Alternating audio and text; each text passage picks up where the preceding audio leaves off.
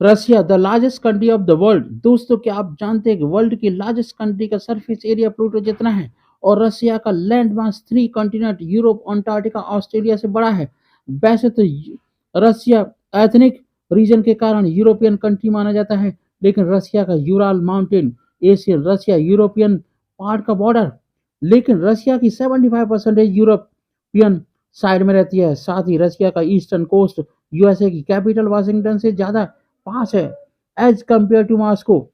इसके अलावा वर्ल्ड का सबसे लॉन्गेस्ट इंटरनेशनल बॉर्डर 14 कंट्री के साथ साझा करता है। इसके अलावा 2016 से रसिया डेथ रेट रसिया का डेथ रेट बर्थ रेट से ज़्यादा है, जिससे रसिया में डेमोक्रेसिस डेमोग्राफिक क्राइसिस चल रहा है, और एक्सपर्ट का मानना है कि 2050 तक रसिया की पॉपुलेशन कोलैप्स।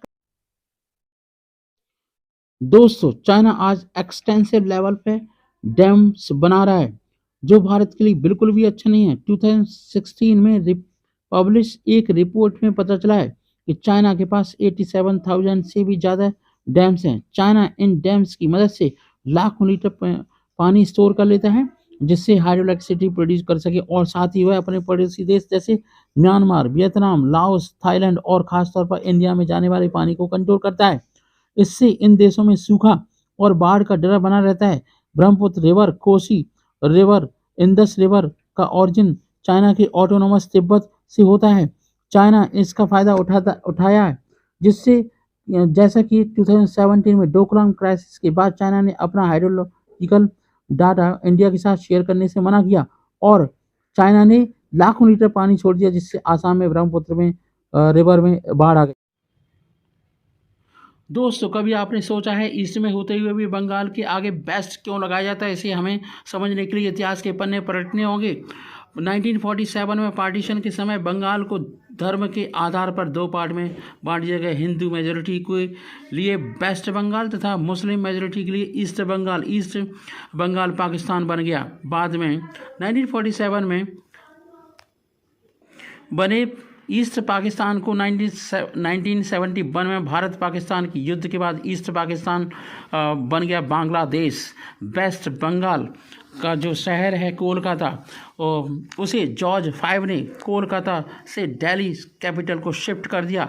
इसका स्क्वायर एरिया है 8875 किलोमीटर, और ये 5 बिहार, झारखंड, उड़ीसा, सिक्किम बॉर्डर को करता है अपना साझा।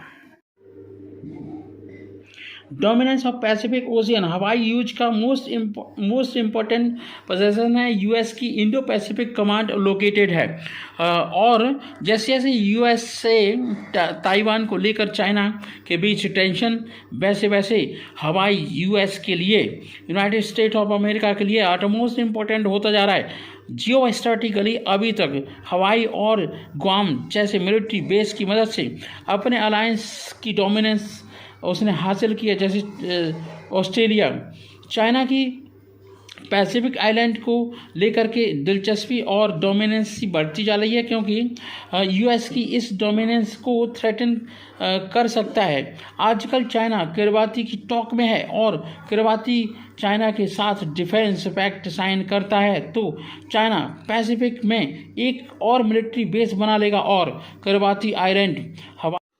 दोस्तों, क्यूरिल आइलैंड डिस्प्यूट क्या है? रसिया से एक रिपोर्ट से पता चला है कि रसिया यूक्रेन से पहले जापान को अटैक करने का सोच रहा था। आइलैंड की ज्योग्राफी को देखें तो जापान अक्कड़ आइलैंड से लेकर के नॉर्थ में कमचाटका पेनिनसुला तक फैला हुआ है। आर्किपेलो ऑफ 56 आइलैंड जो सी के ऑक्टोस को पैसिफिक ओशियन से सेपरेट करता है। हालांकि डिस्प्यूट सभी आइलैंड को लेकर नहीं है, बल्कि 4 आइलैंड को लेकर है: इतरुप, कोनसीरी, सिक्तन एंड हाबोमाई।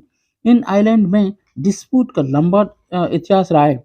अगर हम देखें कि विंटर सीजन में अगर ये देखें तो ये आपके मेल्ट नहीं होती। मेल्ट ना होने की वजह से ईस्टर्न कोस्ट को एक्सेस करते हैं, और कोलिन आइलैंड करता है मौजूदा पैसिफिक ओशियन को एक्सेस। और यहीं पर जो आपका व्लादिवोस्टोक, रिसेंटली चाइना ने अनाउंस किया है कि ब्रह्मपुत्र रिवर के उत्तर में एक मेगा डैम सेटअप करेगा।